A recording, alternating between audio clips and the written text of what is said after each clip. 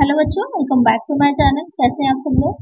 आज की वीडियो में मैं आप लोग के लिए जो आप लोग का एसएससी का सेट का एग्जाम होने वाला है, उसमें जो बच्चे अकाउंट्स ग्रुप से हैं, जिनका कॉमर्स सब्जेक्ट रहेगा, उसके लिए प्रैक्टिस सेट मैंने पहले भी अपलोड किए थे, जिसमें आपके कुछ इंपॉर्टेंट क्वेश्चन थे। आज भी आपका जो प्रैक्टिस सेट है वो रहेगा।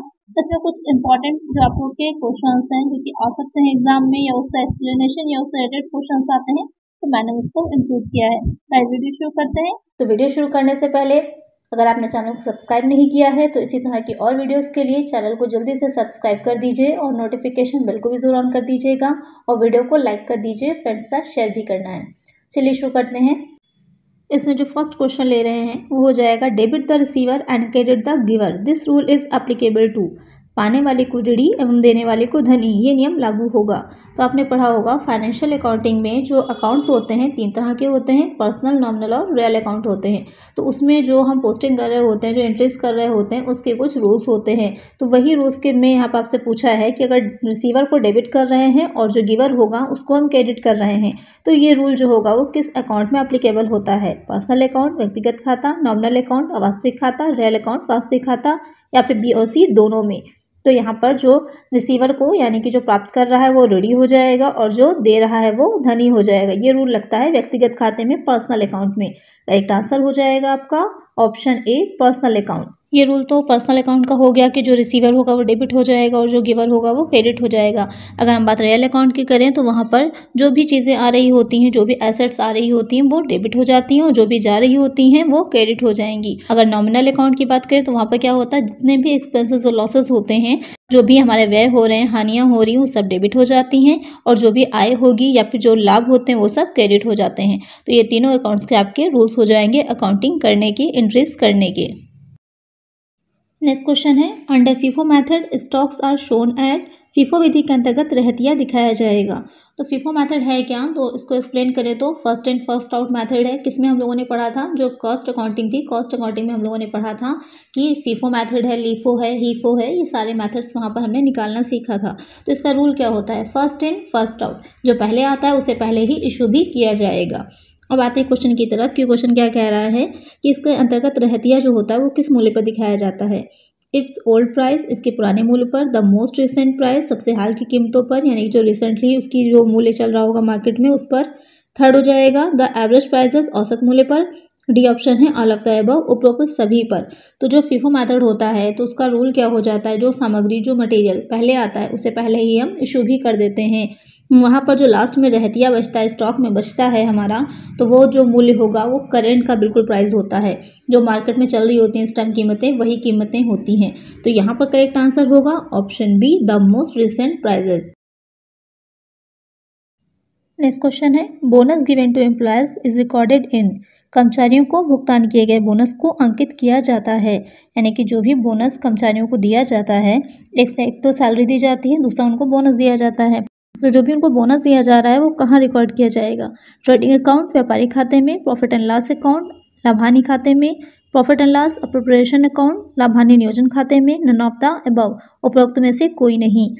तो जो भी बोनस दिया जाएगा, तो आपको पता होगा जो एक्सपेंसेस होते हैं डायरेक्ट इनडायरेक्ट दो तरह के होते हैं। जो डायरेक्ट एक्सपेंसेस होते हैं वो सारे किस में दिखाए जाते हैं, ट्रेडिंग अकाउंट में। और जितने भी इनडायरेक्ट एक्सपेंसेस होंगे वो सब कहाँ जाएंगे, प्रॉफिट एंड लॉस अकाउंट में। जो हमारा ट्रेडिंग अकाउंट से प्रॉफिट निकल के आता है वो ग्रॉस प्रॉफिट होता है, और जो हमारा प्रॉफिट एंड लॉस अकाउंट से प्रॉफिट निकल के आता है वो नेट प्रॉफिट हो जाता है। तो यहाँ पर जो बोनस होगा वो हम प्रॉफिट एंड लॉस अकाउंट में दिखाते हैं, लाभानी खाते में। करेक्ट आंसर यहाँ पर होगा ऑप्शन बी। नेक्स्ट क्वेश्चन है which is not a current liability in the following, निम्नलिखित में से कौन चालू दायित्व नहीं है। क्वेश्चन में आपसे पूछ रहा है, कुछ ऑप्शंस दे रखे हैं 4 जो आपकी, उसमें से आपको ये बताना है कि कौन सी करंट लायबिलिटी नहीं है। तो यहाँ पर 2 तरह के एसेट्स आपकी मेनली जो फिक्स्ड एसेट हैं और करंट आपकी एसेट हो जाती हैं, या करंट लायबिलिटी और फिक्स्ड लायबिलिटी हो जाती हैं। तो यहाँ पर कौन सी चालू दायित्व नहीं है या चल दायित्व नहीं है। बैंक अधिविकर्ष, ये भी आप लोग का चालू दायित्व ही होता है, चल दायित्व होता है। डूबत ऋण हेतु प्रावधान, प्रोविजन फॉर बैड डेट, से भी शोधनीय ऋण पत्र, जो शोधनीय ऋण पत्र होते हैं तो वो आपके चालू दायित्व नहीं होते हैं, करंट लायबिलिटी नहीं होंगे, या आपके लॉन्ग टर्म लायबिलिटी होते हैं, दीर्घकालीन होते हैं। तो यहाँ पर करेक्ट आंसर हो जाएगा ऑप्शन सी, शोधनीय ऋण पत्र। अब अगर हम बात करें, एक बार क्विकली देख लेते हैं कि करंट एसेट और करंट लायबिलिटी में क्या क्या चीज़ें आएंगी। तो करंट एसेट जो होती है तो वहाँ पर कैश इन हैंड है, cash at bank, marketable securities, short term investment, debtors, bills receivables, stock है, अकॉर्ड इनकम है, प्रीपेड एक्सपेंसेस, ये सब हमारी हो जाती हैं करंट एसेट। और अगर हम बात करें जो करंट लायबिलिटी है तो क्रेडिटर्स हैं, बिल्स पेएबल हैं, लायबिलिटीज़ फॉर टैक्सेस हैं, आउटस्टैंडिंग एक्सपेंसेस हैं, बैंक ओवरड्राफ्ट है, प्रपोज डिविडेंड है, और भी चीज़ें इसमें आ जाएंगी। तो ये सब हो जाती हैं हमारी करंट लायबिलिटी। तो अगर क्वेश्चन आपसे पूछता है कि करंट एसेट या करंट लायबिलिटी के बारे में, तो आप आसानी से उसका आंसर दे सकते हैं। नेक्स्ट क्वेश्चन है, salary due is included in preferential creditors in case of presidency town insolvency act to extent of. किस सीमा तक लिपिक को देय वेतन प्राधिकार लेनदारों में शामिल किया जाता है प्रेसिडेंसी टाउन दिवालिया अधिनियम की दशा में? ₹300 पर एम्प्लॉयज़, ₹100 पर एम्प्लॉयज़, ₹20 पर एम्प्लॉयज़, ₹500 पर एम्प्लॉयज़। तो जो दिवालिया अधिनियम आपने पढ़ा होगा, इंसॉल्वेंसी एक्ट, तो वहाँ पर दो तरह के अधिनियम पास हुए थे। एक हो जाता है प्रेसिडेंसी टाउन दिवालिया अधिनियम, दूसरा हो जाता है प्रोविंशियल इंसॉल्वेंसी एक्ट यानी कि प्रांतीय दिवालिया अधिनियम। तो दोनों के ही क्या है, रूल्स थोड़े से अलग अलग हैं, उनका क्षेत्र भी अलग है। जो आपका प्रेसिडेंसी टाउन इंसॉल्वेंसी एक्ट है वो कहाँ पर लागू होता है? मद्रास, मुंबई और कोलकाता में। इसके अलावा बाकी सभी जगहों पर कौन सा एक्ट चलता है पूरे भारत में? प्रोविंशियल इंसॉल्वेंसी एक्ट, प्रांतीय दिवालिया अधिनियम। तो यहाँ पर जो क्वेश्चन आपसे पूछ रहा है, यहाँ पर आपको प्रेसिडेंसी टाउन्स अधिनियम की दशा में बताना है।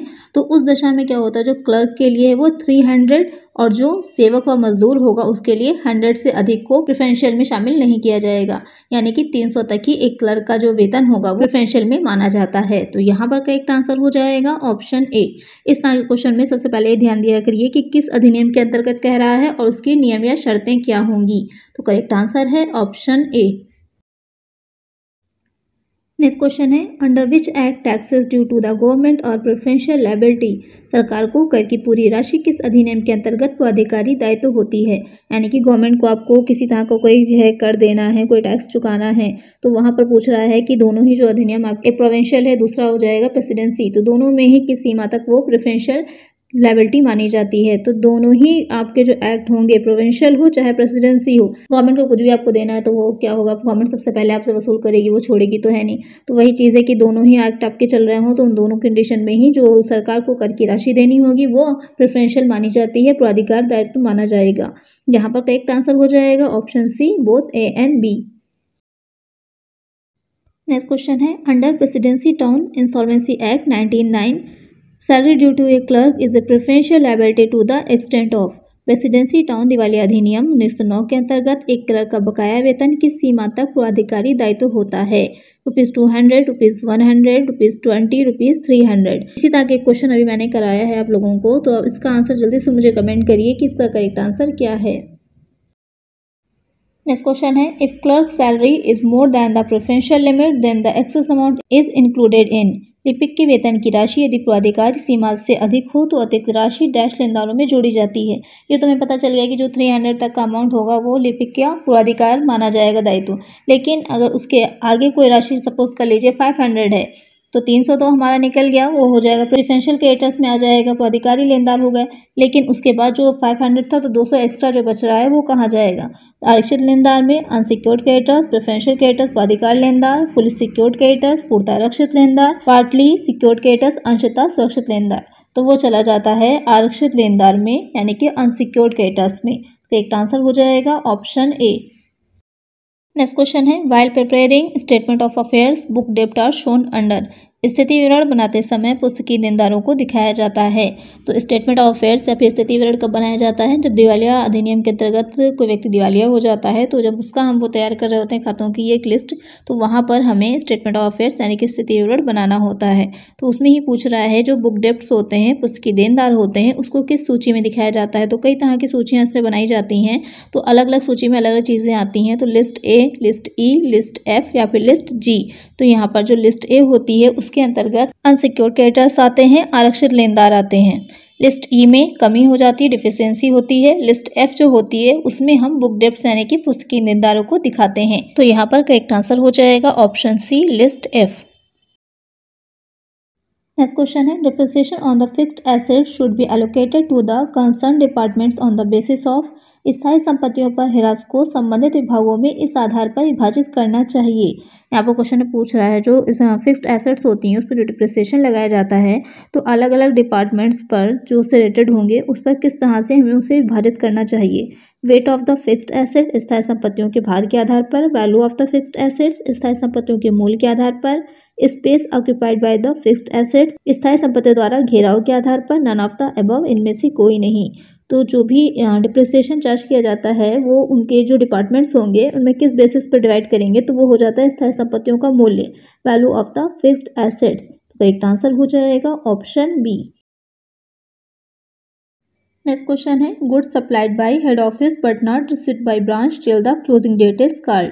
प्रधान कार्यालय द्वारा भेजा गया अंतिम तिथि तक शाखा को प्राप्त न हुआ माल कहलाता है। यानी कि जो हेड ऑफिस था उसने तो जो गुड्स थे वो सप्लाई कर दिए हैं ब्रांच को, लेकिन जो क्लोजिंग डेट थी ब्रांच की उस डेट तक वहाँ पर वो जो गुड्स थे वो नहीं पहुँचे हैं, वो रिसीव ब्रांच को नहीं हुए। तो इस तरह का जो गुड्स होंगे वो क्या कहलाते हैं? गुड्स इन ट्रांजिट मार्गस्थ माल, लॉस इन ट्रांजिट मार्गस्थ हानि, गुड्स रिटर्न बाय ब्रांच शाखा द्वारा वापस किया गया माल, प्रॉफिट इन ट्रांजिट मार्गस्थ लाभ। तो इस तरह के जो गुड्स होंगे जो कि रास्ते में ही हैं अभी ब्रांच को रिसीव नहीं हुए हैं वो कहलाते हैं। नाम से क्लियर हो रहा है मार्गस्थ माल, मार्ग में जो माल होगा गुड्स इन ट्रांजिट। तो करेक्ट आंसर हो जाएगा ऑप्शन ए। नेक्स्ट क्वेश्चन है in case of foreign branches the remittances to and from head office should be converted at. विदेशी शाखाओं की दशा में प्रधान कार्यालय को एवं भेजे गए रोकड़ को परिवर्तित किया जाना चाहिए। तो यहाँ पर क्वेश्चन ने पूछ रहा है क्योंकि जैसे आपने पढ़ा होगा ब्रांच अकाउंट, तो वहाँ पर कई क्योंकि आज के टाइम में जो बिजनेस हम लोग बाहर निकल के भी कर रहे हैं तो फॉरेन में भी विदेशों में भी अपनी ब्रांचेस होती हैं, शाखाएं होती हैं। तो ऐसी दशा में क्या होता है कि जो हम अपने अकाउंट्स रख रहे हैं और जो हमारी ब्रांच जो विदेश में है फॉरेन कंट्री में वो भी अपने यहाँ अकाउंट्स जो रख रही है अपने, तो उसकी जो मुद्रा होती है जो मनी होती है उसमें चेंजेस होते हैं। जैसे हमारे यहाँ रुपया चलता है, इंडिया में रुपीस चलता है, लेकिन अगर अमेरिका की बात करें तो वहाँ पर डॉलर चलता है। इसी तरह अलग अलग कंट्रीज़ में उनकी जो करेंसी है वो अलग अलग है। तो वहाँ पर क्या होगा कि उस करेंसी में चेंजेस हो जाते हैं जिसकी वजह से प्रॉब्लम्स होती हैं। तो वहाँ पर जब हम उसको परिवर्तित करेंगे अपने आय की मुद्रा में तो वहाँ पर कौन सा मूल्य होना चाहिए, यही आपका क्वेश्चन आपसे पूछ रहा है। ए हो जाएगा ओपनिंग रेट प्रारंभिक दर से, क्लोजिंग रेट अंतिम दर, actual rate at which the remittances were made वास्तविक दर से जिस पर रोकड़ भेजा गया, या फिर एवरेज रेट औसत दर। तो ऐसी दशा में हमें वो वाला प्राइस लेना चाहिए जिस पर एक्चुअल जो उसकी रेट होती है जिस पर कि वो भेजा गया था उस रेट पर ही क्या होता है परिवर्तित किया जाता है। तो करेक्ट आंसर है यहाँ पर ऑप्शन सी। नेक्स्ट क्वेश्चन है in case of independent branch account maintain by head office is of the nature of. स्वतंत्र शाखा की दिशा में प्रधान कार्यालय द्वारा बनाया गया शाखा खाता इस प्रकृति का होता है। यानी कि कोई जो शाखा है आपको पता होगा इंडिपेंडेंट ब्रांचेस भी होती हैं जो कि स्वयं ही माल को बेचती खरीदती करती हैं, अपने अकाउंट्स रखती हैं। तो वो उस दशा में तो जो हेड ऑफिस होगा वो अपने अकाउंट्स में जो शाखा खाता खोलता है, जो ब्रांच अकाउंट खोलता है उस शाखा का, तो वो किस नेचर का होगा? पर्सनल अकाउंट होगा, व्यक्तिगत खाता, रियल अकाउंट वास्तविक खाता, नॉमिनल अकाउंट नाम मात्र का खाता, एडजस्टमेंट नेचर समायोजन प्रकृति का। तो ऐसी दशा में क्योंकि वो एक स्वतंत्र शाखा जो इंडिपेंडेंट ब्रांच है वो अपना एक अलग पर्सनालिटी है, एक अलग समझ इंडिविजुअल है, तो वहाँ पर उसका जो अकाउंट खोला जाएगा हेड ऑफिस की बुक्स में तो वो हो जाएगा पर्सनल अकाउंट की तरह व्यक्तिगत खाता। तो करेक्ट आंसर हो जाएगा यहाँ पर ऑप्शन ए। नेक्स्ट क्वेश्चन है as per cost concept assets are recorded in the books of account at. लागत अवधारणा के अनुसार संपत्तियां हमेशा मूल्यांकित की जाती हैं मार्केट प्राइस बाजार मूल्य पर, परचेज प्राइस क्रय मूल्य पर, करेंट प्राइस वर्तमान मूल्य पर, या फिर लोएस्ट ऑफ द अबव उपयुक्त में जो भी कम हो उस मूल्य पर। तो जो लागत अवधारणा होगी उसके अनुसार जो संपत्तियां होती हैं वो हमेशा क्रय मूल्य यानी कि जो परचेज प्राइस होता है उनकी ओरिजिनल कॉस्ट होती है उस पर ही मूल्यांकित की जाती हैं, रिकॉर्ड्स में दिखाई जाती हैं। तो करेक्ट आंसर है यहाँ पर ऑप्शन बी परचेज प्राइस, या फिर अगर ओरिजिनल कॉस्ट दे रखी हो आंसर में आपके तो वो रहेगा। नेक्स्ट क्वेश्चन है accounting standard 19 is related with. लेखांकन मानक 19 का संबंध है लीजेस पट्टे से, इंटेंगिबल एसेट अमूर्त संपत्तियों से, इन्वेस्टमेंट विनियोग से, कैश फ्लो नगद प्रवाह से। तो क्वेश्चन पूछ रहा है जो अकाउंटिंग स्टैंडर्ड 19 है, आपकी बुक में बहुत सी स्टैंडर्ड्स दे रखे होंगे तो एक बार देख लीजिएगा, कुछ इंपॉर्टेंट है एग्जाम में पूछ सकता है। तो जो आपका अकाउंटिंग स्टैंडर्ड AS 19 है वो रिलेटेड हो जाएगा लीजेस से यानी कि पट्टे से। तो करेक्ट आंसर हो जाएगा option A. The most rigorous test of liquidity is. तरलता की सबसे कड़ी जांच होती है, यानी कि आपने जो रेशियो एनालिसिस मैनेजमेंट अकाउंटिंग में प्रबंधकीय लेखांकन जो है उसमें जो रेशियो एनालिसिस पढ़ा था, अनुपात विश्लेषण, तो वहाँ पर हमने लिक्विडिटी रेशियो भी पढ़े थे। तो उसी से रिलेटेड आपका क्वेश्चन है कि जो लिक्विडिटी की सबसे अच्छी जांच या सबसे कड़ी जांच होती है तो कौन से अनुपात से, कौन से रेशियो से होती है? करेंट रेशियो से, चालू अनुपात जो हो जाएगा, एब्सोल्यूट लिक्विड रेशियो, पूर्ण तरलता अनुपात, क्विक रेशियो, तरल अनुपात, नन ऑफ द अबव, उपयुक्त में से कोई नहीं। तो जो सबसे ज़्यादा कड़ी जांच होती है, सबसे पहले हम लोग जो लिक्विडिटी रेशियो निकालते हैं तरलता अनुपात, तो उसमें जो पहला हम लोग रेशियो निकालते हैं करंट रेशियो निकालते हैं, चालू अनुपात। क्या हो जाता है formula? Current asset upon current liability. Current asset और करंट लायबिलिटीज़ में कौन कौन सी चीज़ें आती हैं? तो जो पहला प्रैक्टिस सेट मैंने अपलोड किया था उसमें मैंने आप लोग को एक क्वेश्चन था, वहाँ पर क्लियर बताया था कि कौन सी करंट एसेट्स हैं हमारी और कौन सी करंट लायबिलिटीज़ होती हैं। तो वो हो जाएगा, उसमें रख करके फॉर्मूले में हम करंट रेशियो निकाल लेते हैं, तो उससे हमें तरलता की जांच तो हो जाती है। लेकिन यहाँ पर जो कह रहा है क्वेश्चन में आपसे कि कड़ी जांच होती है, तो कड़ी जांच किस में होती है? जब हम पूर्ण तरलता अनुपात निकालते हैं, एब्सोल्यूट लिक्विड रेशियो जब निकालते हैं, तो वहाँ पर जो करंट हमारी एसेट होती हैं उसमें से भी कुछ चीज़ें लेस कर दी जाती हैं, तो हमारी क्या निकल आती हैं? लिक्विड एसेट निकल के आती हैं। कौन सी चीज़ें हो जाती हैं? आप लोग का स्टॉक हो जाएगा, प्रीपेड एक्सपेंसेस होते हैं वो लेस कर दिए जाते हैं और आपका निकल कर क्या जाती है? Liquid asset. तो इससे जो अनुपात निकलता है हमारा वो हो जाता है एब्सोल्यूट लिक्विड रेशियो, पूर्ण तरलता अनुपात, और यही अनुपात क्या हो जाता है? तरलता की सबसे कड़ी जांच होती है। तो करेक्ट आंसर यहाँ पर हमारा हो जाएगा option B, absolute liquid ratio, पूर्ण तरलता अनुपात। नेक्स्ट क्वेश्चन लेते हैं। A plan is a trap to capture the future, this statement is of. नियोजन भविष्य को पकड़ने के लिए बनाया गया पिंजरा है, ये कथन किसका है? आपको ये बताना है कि जो नियोजन होता है, नियोजन क्या हो जाएगा? प्लानिंग क्या होती है? हमने जो प्रिंसिपल ऑफ मैनेजमेंट पढ़ा था या बिजनेस मैनेजमेंट के नाम से अगर आपने पढ़ा होगा तो वहाँ पर मैनेजमेंट में प्लानिंग बहुत ही इंपॉर्टेंट रोल प्ले करती है, या कहें तो प्रबंध का महत्वपूर्ण कार्य है नियोजन। नियोजन के बेसिस पर ही उसकी सारी चीज़ें डिपेंड करती हैं। जितना अच्छा उसने नियोजन किया होगा, जितना अच्छी उसने प्लानिंग करी होगी, उसी के बेसिस पर उसके सारे कार्य सही ढंग से होते चले जाते हैं। इसीलिए एक और क्वेश्चन पूछा जाता है, प्रबंध के जो कार्य होते हैं वो प्रबंध की प्रक्रिया कितना होते हैं, जो प्रोसेस कितना होते हैं मैनेजमेंट के कार्य, क्योंकि पहले नियोजन होता है, निर्देशन है, संगठन है, समन्वय है, एक प्रोसेस कितना है, सारे कार्य चलते चले जाते हैं। तो जो नियोजन होता है वो भविष्य को पकड़ने के लिए बनाया गया पिंजरा है, ये कथन किसका है या ये डिफिनेशन किसने दी है? एलन ने, टेरी ने, हार्ले ने, न्यूमैन ने। तो यहाँ पर जो डिफिनेशन ये दी है वो किसने दी है? एलन ने दी है। लुइस एलन जो थे वो ये उनकी डिफिनेशन है कि नियोजन भविष्य को पकड़ने के लिए बनाया गया पिंजरा है। यानी कि नियोजन में ये चीज़ होती है, ये प्लानिंग क्या है? भविष्य में हम जो कुछ भी करना चाह रहे हैं उसको पहले ही हम डिसाइड कर लेना या पहले ही उसकी एक पूरी योजना तैयार कर लेना। सपोज कर लीजिए अगर आपके घर में किसी की शादी होती है, किसी भी तरह का कोई भी ओकेजन होता है, कोई बर्थडे पार्टी है, कोई फेस्टिवल आ रहा है, तो उसकी पूरी क्या करते हैं? प्रिपरेशन ही तो की जाती है कि कितना उसमें हमारा मनी इन्वेस्टमेंट होगा, कितना ज़्यादा पूंजी लगेगी, कितना ज़्यादा हमारे गेस्ट आएंगे, कितना उनके लिए डेकोरेशन की, कितने बड़े हॉल की, सारी चीज़ों की क्या करते हैं? प्लानिंग ही तो करते हैं। तो एक बिजनेस में भी वो प्लानिंग की जाती है, तो वही हो जाएगा हमारा नियोजन, प्लानिंग। तो ये डिफिनेशन किसकी है? ये हो जाएगी एलन की। तो करेक्ट आंसर हो जाएगा ऑप्शन ए। नेक्स्ट क्वेश्चन है, विच of the following is not a basic principle of accounting. निम्न में से कौन सा लेखांकन का आधारभूत सिद्धांत नहीं है? तो आपने पढ़े होंगे जो अकाउंटिंग, फाइनेंशियल अकाउंटिंग पढ़ी होगी, तो स्टार्टिंग में ही कुछ आप लोग के प्रिंसिपल्स दे रखे हैं जिसके बेसिस पे अकाउंटिंग काम करती है या लेखांकन जिसके बेसिस पे होता है। तो उसमें जो आपके फंडामेंटल कहिए या फिर कहिए बेसिक प्रिंसिपल्स जो हैं उसमें से कौन सा नहीं है? प्रिंसिपल ऑफ एक्सपेंसेस, व्ययों का सिद्धांत, प्रिंसिपल ऑफ फुल डिस्क्लोजर, पूर्व प्रकटीकरण का सिद्धांत, प्रिंसिपल ऑफ हिस्टोरिकल कॉस्ट, ऐतिहासिक लागत का सिद्धांत, principle of cost and benefit, लागत एवं लाभ का सिद्धांत। तो यहाँ पर जो व्ययों का सिद्धांत है, प्रिंसिपल ऑफ एक्सपेंसेस, इसमें क्या होता है कि जो वस्तुएं और सेवाएं होती हैं, जो भी आपकी प्रोडक्ट्स होंगी या जो सर्विसेज दी जा रही हैं, उनकी जो डायरेक्ट कॉस्ट होती है, प्रत्यक्ष लागत होती है, उसको व्यय माना जाता है। अदत्त व्ययों को भी व्यय माना जाता है और स्टैंडिंग एक्सपेंसेस भी होते हैं, उनको भी हम व्यय मान लेते हैं। ये भी आधारभूत सिद्धांत है लेखांकन का। प्रिंसिपल ऑफ फुल डिस्क्लोजर, पूर्व प्रकटीकरण का सिद्धांत, ये भी क्या है? आपका जो लेखांकन के आधारभूत सिद्धांत है उसमें आता है। इसमें क्या रहता है कि लेखांकन में पूरी ही ऑनेस्टी रखनी चाहिए, पूरी निष्पक्षता रखनी चाहिए और लेखांकन ऐसा होना चाहिए जो सारी ही चीज़ों को बुक्स में जो भी बिजनेस है उसकी पूरी ही स्थिति को दर्शाता हो। तो इसमें क्या रहता है कि जो भी चीज़ें हमने लेखांकन में यूज़ करी हैं, जैसे कि ह्रास की विधि, कौन सा डिप्रिसिएशन का मेथड हमने यूज़ किया है, अगर उसमें कोई चेंजेस किए हैं, कैसे हम स्टॉक का वैल्यूएशन कर रहे हैं, मूल्यांकन कर रहे हैं, उसमें जो भी परिवर्तन है या जो भी संभावित दायित्व होते हैं, उन सबको बैलेंस शीट में नीचे एक टिप्पणी के तौर पर, एक नोट्स के तौर पर दिखा देना चाहिए, जिससे कि जो व्यवसाय है, बिजनेस है, वो पूरी तरह से बिजनेस की स्थिति को दर्शाए। नेक्स्ट है प्रिंसिपल ऑफ हिस्टोरिकल कॉस्ट, ऐतिहासिक लागत का सिद्धांत। तो ये भी जो है आपका लेखांकन का आधारभूत सिद्धांत है, बेसिक प्रिंसिपल है। इसमें क्या रहता है, एसेट्स को कॉस्ट प्राइस पर ही बुक्स में दिखाया जाता है, चाहे बाजार मूल्य बढ़े या घटे उससे कोई मतलब नहीं होता, लेकिन जो कॉस्ट प्राइस है उसी पर ही हम एसेट्स को दिखाते हैं बुक्स में। तो ये हो जाएंगे आपके तीनों ही आधारभूत सिद्धांत। कौन सा नहीं होगा, principle of cost and benefit, लागत एवं लाभ का सिद्धांत। ये जो सिद्धांत है वो आपका बेसिक सिद्धांत नहीं है, आधारभूत नहीं है, ये लेखांकन के परिवर्तनशील सिद्धांतों में आता है।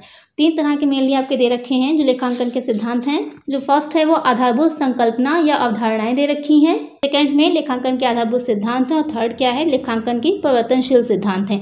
जो आपका लागत एवं लाभ का सिद्धांत है, ये सिद्धांत लेखांकन का परिवर्तनशील सिद्धांत है। तो यहाँ पर करेक्ट आंसर क्या हो जाएगा, option D, principle of cost and benefit, लागत एवं लाभ का सिद्धांत।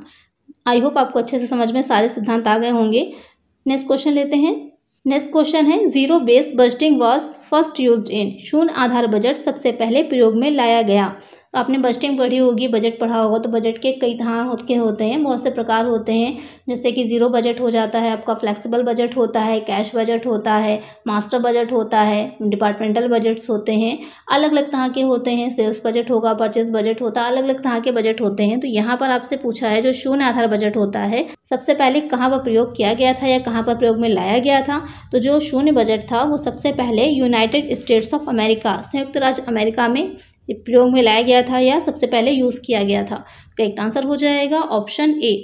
इसमें क्या रहता है कि हम शून्य आधार बजटिंग में मेनली जो बजटिंग की जाती है, तो जो पहले के हमारे बजट होते हैं उनको ध्यान में रख करके उन्हीं से आंकड़े देखे जाते हैं कि किस मद में, किस आइटम्स में हमने कितना ज़्यादा एक्सपेंसेस किए हैं, कितनी हमें इनकम हुई है। तो उससे थोड़ा हमें एक अंदाज़ा लग जाता है, क्योंकि जो बजट बनाते हैं वो फ्यूचर के लिए ही तो बनता है। पहले के जो आगे करने वाले हैं उसी के लिए तो अपना बजट निर्धारित करते हैं कि इतनी हमारे एक्सपेंसेस होंगे, इसके लिए हमें इतनी इनकम की आवश्यकता होगी। तो वही चीज़ है, लेकिन जब ज़ीरो बजट की बात हम कर रहे होते हैं तो हम प्रीवियस कुछ भी नहीं देखते, हम सब कुछ ज़ीरो मान लेते हैं, और ज़ीरो मान कर हम सोचते हैं कि हमें ये कार्य करना है तो हमारी क्या इसमें एक्सपेंसेस होंगे और कहाँ से हमें इनकम आएगी। हम पुराना कुछ भी नहीं देखते, तो वो हो जाता है ज़ीरो बेस्ड बजट। तो इसमें करेक्ट आंसर हो जाएगा option A, United States of America. Next question लेते हैं। नेक्स्ट क्वेश्चन है, Indian accounting standards are issued by, भारतीय लेखांकन मानकों को जारी करता है। तो आपने पढ़ा होगा जो अकाउंटिंग स्टैंडर्ड्स होते हैं कुछ आपके अंतर्राष्ट्रीय हैं और कुछ भारतीय हैं। तो यहाँ पर जो क्वेश्चन पूछ रहा है ध्यान दीजिएगा, वो भारतीय लेखांकन मानक की बात कर रहा है कि वो किसके द्वारा जारी किए जाते हैं या कौन उन्हें इशू करता है। Reserve bank of India, central government, केंद्रीय सरकार, स्टेट गवर्नमेंट, राज्य सरकार, institute of chartered accountants of India, भारतीय चार्टर्ड लेखाकार संस्थान, जिसे आप शॉर्ट में ICAI भी बोलते हैं। तो जो भारतीय लेखांकन मानक होते हैं, क्लियर कट क्वेश्चन है, ना रिजर्व बैंक जारी करेगा, ना केंद्र सरकार, ना ही राज्य सरकार। कौन जारी करेगा? भारतीय चार्टर्ड लेखाकार संस्थान, ICAI, institute of chartered accountants of India. Correct answer हो जाएगा ऑप्शन डी। नेक्स्ट क्वेश्चन है, वेरिफिकेशन ऑफ एसेट्स इंक्लूड्स, संपत्तियों के सत्यापन में सम्मिलित है। आपने पढ़ा होगा ऑडिटिंग में संपत्ति एवं दायित्वों का सत्यापन एवं मूल्यांकन, verification and valuation of assets and liabilities. तो सत्यापन और मूल्यांकन दो चीज़ें होती हैं, भी हम डिस्कस करेंगे इस पर। पहले क्वेश्चन देख लेते हैं कि संपत्तियों के सत्यापन में सम्मिलित है कि कौन कौन सी चीज़ें जो हैं वो संपत्तियों के सत्यापन में आती हैं। पहला हो जाएगा फिजिकल वेरिफिकेशन ऑफ एसेट्स, संपत्तियों का भौतिक निरीक्षण, verification of proper value of assets, संपत्तियों के उचित मूल्य का सत्यापन, verifying the answer and free from any charge, ये सत्यापित करना कि संपत्ति प्रभार से मुक्त है। ऑल ऑफ द अबव, उपयुक्त सभी। तो क्वेश्चन में आपसे क्या पूछ रहा है कि संपत्तियों के सत्यापन में क्या सम्मिलित है। तो सबसे पहले हम यही समझ लें कि संपत्तियों का सत्यापन क्या है, तो क्लियर हो जाएगा कि उसमें कौन कौन सी चीज़ें आती हैं।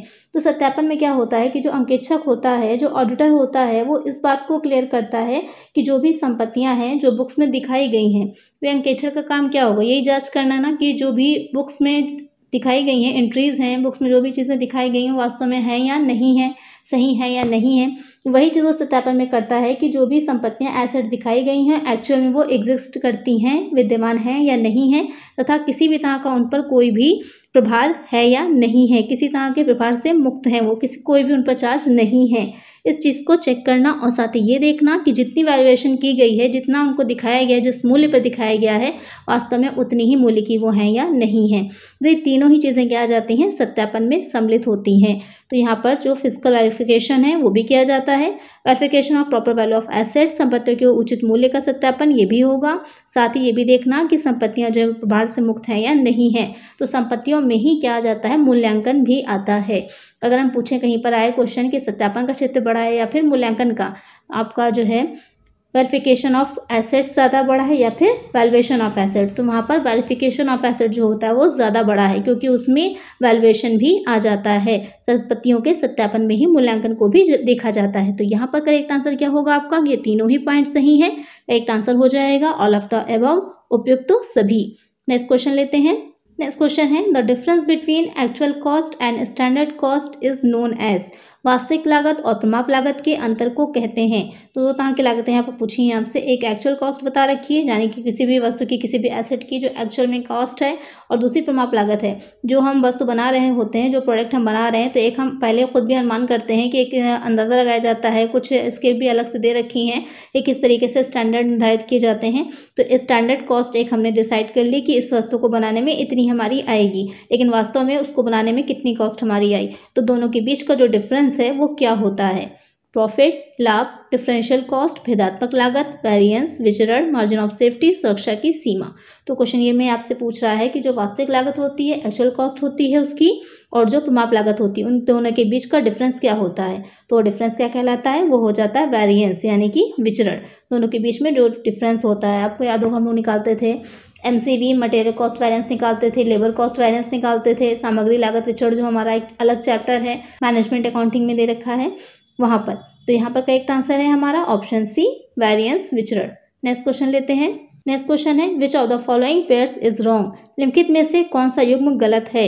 यहाँ पर आपको बताना है कि दो चीज़ें दे रखी हैं, एक साइड बताई गई है कि एसेट कोई, और दूसरी साइड आपको ये बताना है कि ये वही एसेट है या नहीं है। आपने पढ़ा होगा एसेट कई तरह की होती हैं, कुछ इंटेंगिबल होती हैं, टेंगिबल होती हैं, वेस्टिंग होती हैं, फिक्टिशियस होती हैं। तो वही क्वेश्चन ने पूछा है कि कौन सी एसेट वो नहीं है जो उसके सामने दे रखी है। तो गुडविल इंटेंगिबल एसेट, ख्याति अमूर्त संपत्ति, ऑयल वेल वेस्टिंग एसेट है, तेल का कुआं क्षयशील संपत्ति है, प्रिलिमिनरी एक्सपेंसेस फिक्टिशियस एसेट है, प्रारंभिक व्यय कृत्रिम संपत्ति, stock in trade liquid asset है, स्कंद जो है वो तरल संपत्ति है। ये क्वेश्चन आपसे पूछ रहा है। गुडविल जो होती है एक अमूर्त संपत्ति है, गुडविल को हम नहीं देख सकते, लेकिन क्या होता है गुडविल की वैल्यू होती है। वैल्यूएशन ऑफ गुडविल आपने निकाला होगा, कई मेथड्स होते हैं, एवरेज मेथड होता है, सुपर प्रॉफिट मेथड होता है, आपका कई तरह के मेथड्स दे रखे हैं निकालने की गुडविल। तो गुडविल की वैल्यू तो हम निकालते हैं, लेकिन हम उसे देख नहीं सकते, लेकिन बुक्स में वो हमारी होती है। वो किस तरह की एसेट हो जाएगी, अमूर्त संपत्ति इंटेंगिबल एसेट, करेक्ट है।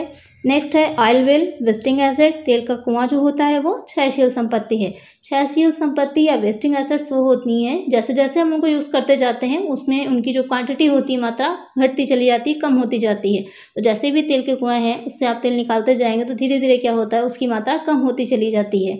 तो वही हो जाएगी वेस्टिंग एसेट, ये भी करेक्ट हो जाएगा हमारा। प्रिलिमिनरी एक्सपेंसेस फिक्टिशियस एसेट हैं, कृत्रिम संपत्ति हैं।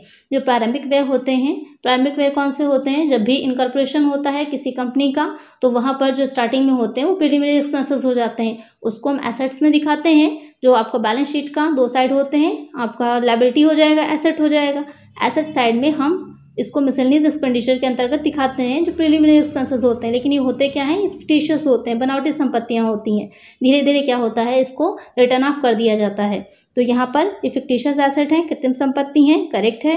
Stock and trade liquid asset है, स्कंद जो है वो तरल संपत्ति, यही ऑप्शन क्या है आपका गलत हो जाएगा। जो स्टॉक होता है वो आपका लिक्विड एसेट नहीं है, ये करेंट एसेट है, चालू संपत्ति होती है। इससे पहले के क्वेश्चन में जो मैंने आप लोगों को बताया था तो वहाँ पर समझाया था कि जो लिक्विड एसेट होती हैं निकालने के लिए हम करेंट एसेट में से स्टॉक को लेस करते थे, तो स्टॉक जो है वो लिक्विड एसेट नहीं है। तो यही हो जाएगा हमारा करेक्ट आंसर। तो करेक्ट आंसर क्या हो जाएगा, option D, stock in trade जो है वो लिक्विड एसेट नहीं है। नेक्स्ट क्वेश्चन लेते हैं। आई होप आपको वीडियो अच्छी लग रही होगी, और अच्छी लग रही है तो जल्दी से वीडियो को लाइक भी कर दीजिए और चैनल को सब्सक्राइब भी कर दीजिए। इसी तरह की और भी अच्छी वीडियोस आप लोग के लिए आएंगी जहां पर और डिटेल में मैं आप लोग को और अच्छे अच्छे क्वेश्चंस प्रोवाइड कराऊंगी। तो जल्दी से चैनल को सब्सक्राइब कर दीजिए और नोटिफिकेशन बेल को भी ज़रूर ऑन करना है और फ्रेंड्स के साथ शेयर भी कर दीजिएगा। नेक्स्ट क्वेश्चन लेते हैं।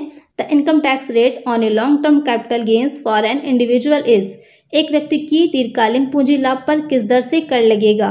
तो आपने पढ़ा होगा इनकम टैक्स में 5 हेड होते हैं। इनकम फ्रॉम सैलरी हो जाएगा, इनकम फ्रॉम हाउस प्रॉपर्टी होता है, कैपिटल गेन आता है, बिजनेस प्रोफेशन से इनकम जो होती है वो आएगा, और अदर सोर्सेज, ये 5 हेड आपके होते हैं। यहाँ पर क्वेश्चन में जो पूछ रहा है आपका दीर्घकालीन पूंजी लाभ, यानी कि जो कैपिटल गेन होती है 2 तरह की होती है, शॉर्ट टर्म और लॉन्ग टर्म की। जो दीर्घकालीन हमारा होता है उस पर किस दर से टैक्स लगता है। जब आपने टैक्सेशन निकाला होगा, इनकम तुमने निकाल ली 5 हेड से, उसके बाद हम उस पर टैक्स लगाते हैं। पहले तो डिडक्शन आपकी लेस हो जाएंगी 80C से 80U तक की, उसके बाद उस पर हम टैक्स लगाते हैं। जो हम टैक्स लगा रहे होते हैं तो वहाँ पर हम जो हमारी कैपिटल गेन से होती है LTCG long term capital gain और STCG short term capital gain, तो दोनों को अलग कर लेते हैं। दोनों को जब अलग करते हैं तो जो दीर्घकालीन पूंजी लाभ होता है कितने दर पर लगता है, वो लगता है आपका 20% पर, 20% पर। तो करेक्ट आंसर यहाँ पर क्या हो जाएगा हमारा, ऑप्शन बी 20%। और जो शॉर्ट टर्म कैपिटल गेन होता है उस पर कितना लगता है, उस पर हमारा 15% लगता है, 15%। यहाँ पर हमसे लॉन्ग टर्म पूछा गया था तो 20% हो जाएगा, correct answer B. Next question लेते हैं। नेक्स्ट क्वेश्चन है, which type of audit is more suitable where there is no satisfactory system of internal check. जहां आंतरिक जांच पद्धति संतोषजनक नहीं है वहां अंकेक्षण की कौन सी पद्धति ठीक रहती है।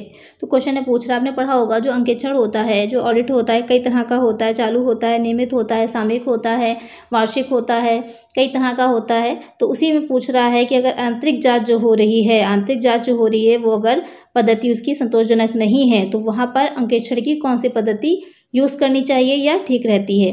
कंटिन्यूअस ऑडिट, निरंतर अंकेक्षण, इंटरिम ऑडिट, मध्य अंकेक्षण, कॉस्ट ऑडिट, लागत अंकेक्षण और टैक्स ऑडिट, कर अंकेक्षण। तो जब हमारा आंतरिक जांच अच्छे से नहीं कर पा रहे हैं, यानी कि जो भी हमने अकाउंट्स वगैरह रख रहे हैं, तो हमें थोड़ा सा संभावना है कि कुछ लोग जो हैं वो गबन करने का या कपट करने की कोशिश कर सकते हैं, या सही ढंग से हमारे जो बुक्स हैं वो नहीं रखी जा रही हैं, तो वहाँ पर हमें कंटिन्यूअस ऑडिट का यूज़ करना चाहिए। निरंतर अंकेक्षण, निरंतर अंकेक्षण में रहता है कि जो भी हमने खाते रखे हैं, जो भी हमारी एंट्रीज करी जा रही है, उनकी लगातार जांच होती रहती है। तो कहीं पर भी कपट होगा, फ्रॉड होता तो वहीं पर उसे पकड़ लिया जाएगा, वो ज़्यादा आगे नहीं बढ़ पाएगा। तो करेक्ट आंसर क्या हो जाएगा हमारा, ऑप्शन ए कंटिन्यूअस ऑडिट, निरंतर अंकेक्षण। नेक्स्ट क्वेश्चन है, when a contract is 50% complete the amount of profit to be taken credit of will be. जब ठेका 50% पूर्ण है तो सामान्यतः लाभ की निम्नलिखित रकम क्रेडिट की जाती है। तो आपने पढ़ा होगा कॉस्ट अकाउंटिंग में जो कॉन्ट्रैक्ट अकाउंट हम बनाते हैं तो वहाँ पर जो ठेका होता है कभी कंप्लीट होता है, कभी इनकम्प्लीट होता है। तो जब ठेका हमारा पूरा नहीं हुआ है, इनकम्प्लीट होगा, तो वहाँ पर लाभ की कितनी राशि क्रेडिट की जाएगी। तो अगर हमारा ठेका 1/4 मूल्य से कम होता है तो वहाँ पर हम कुछ भी लेकर के प्रॉफिट में नहीं जाते। अगर हमारा जो ठेका होगा वो 1/4 से अधिक और 1/2 से कम होता है तो वहाँ पर हम कितना लेके जाते हैं, 1/3। और अगर हमारा जो ठेका होगा 1/2 से अधिक होता है तो वहाँ पर हम 2/3 पार्ट जो होता है उसका, वो अर्जित लाभ का लेकर के लाभ में जाते हैं। जो लाभ की रकम क्रेडिट की जाती है वो 2/3 होती है। तो करेक्ट आंसर यहाँ पर क्या हो जाएगा हमारा, option C, 2/3 of the earn profit. Next question लेते हैं।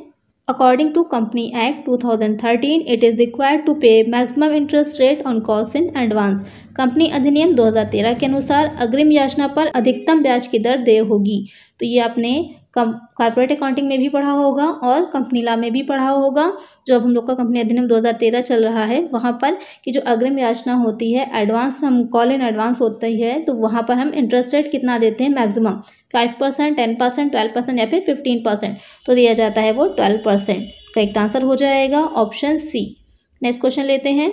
नेक्स्ट क्वेश्चन है, what will be the quick ratio if current ratio is equal to 3:1। Stock हो जाएगा 30,000, टोटल करंट लाइबिलिटीज हो जाएंगी 60,000 की। चालू अनुपात 3:1 है, रहतिया 30,000 का है, कुल चालू दायित्व तो हमारे हैं 60,000 के। त्वरित अनुपात ज्ञात करें।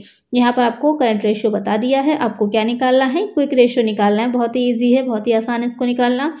अगर आपको उसका फॉर्मूला याद होंगे तो आप आसानी से निकाल सकते हैं। आइए देखिए इसे हम कैसे सॉल्व करते हैं। करंट रेशियो जो हमारा बताया था 3:1 हो जाएगा, जो भी क्वेश्चन में आपके गिवन है। वैसे तो आप इसे ओरल भी सॉल्व कर सकते हैं अगर आपको अच्छे से इसका फॉर्मूला वगैरह लर्न होंगे। स्टॉक कितने का था, स्टॉक हो जाएगा 30,000 का, और जो लायबिलिटी थी वो कितने की थी, 60,000 की थी।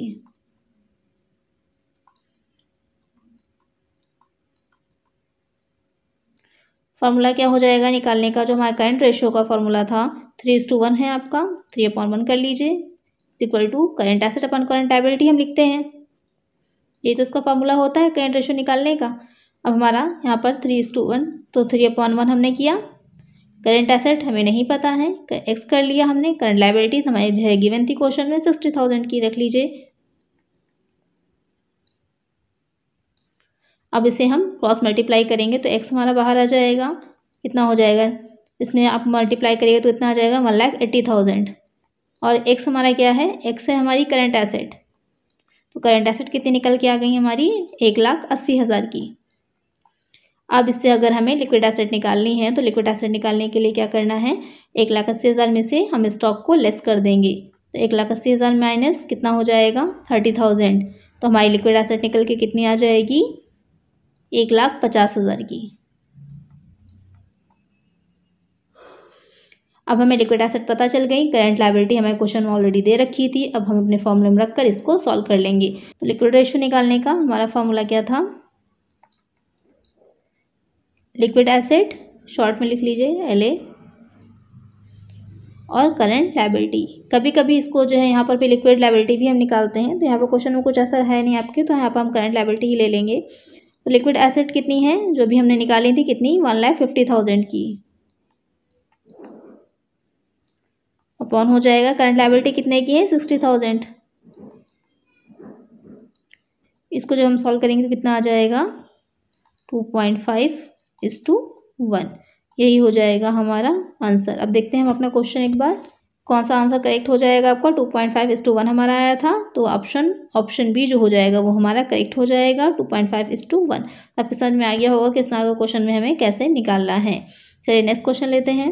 नेक्स्ट क्वेश्चन है, balance of share for future account is shown in the balance sheet under the item अंश ऋण खाते के शेष को चिट्ठे में प्रदर्शित किया जाता है।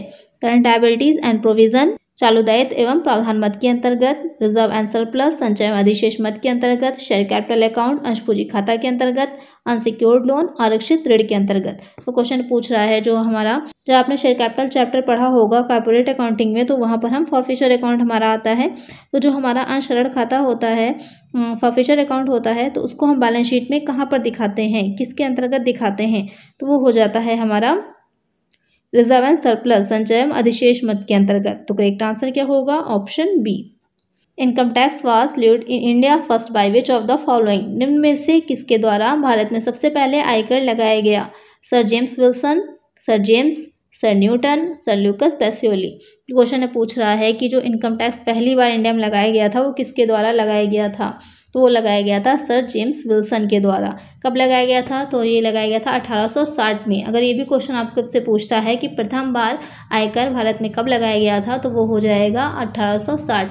कंफ्यूज मत होइएगा कि जो आपका इनकम टैक्स एक्ट है वो 1961 है, तो अगर आपके आंसर में वो दे रखा हो आपने वो लगा दिया तो गलत हो जाएगा।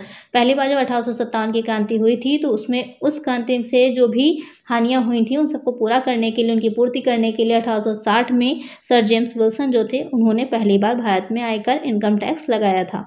करेक्ट आंसर यहाँ पर हमारा क्या है, ऑप्शन ए सर जेम्स विल्सन।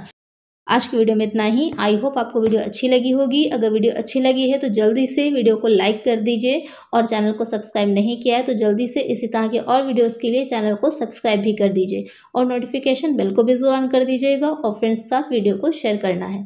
मिलते हैं नेक्स्ट वीडियो में नेक्स्ट प्रैक्टिस सेट में। Thank you.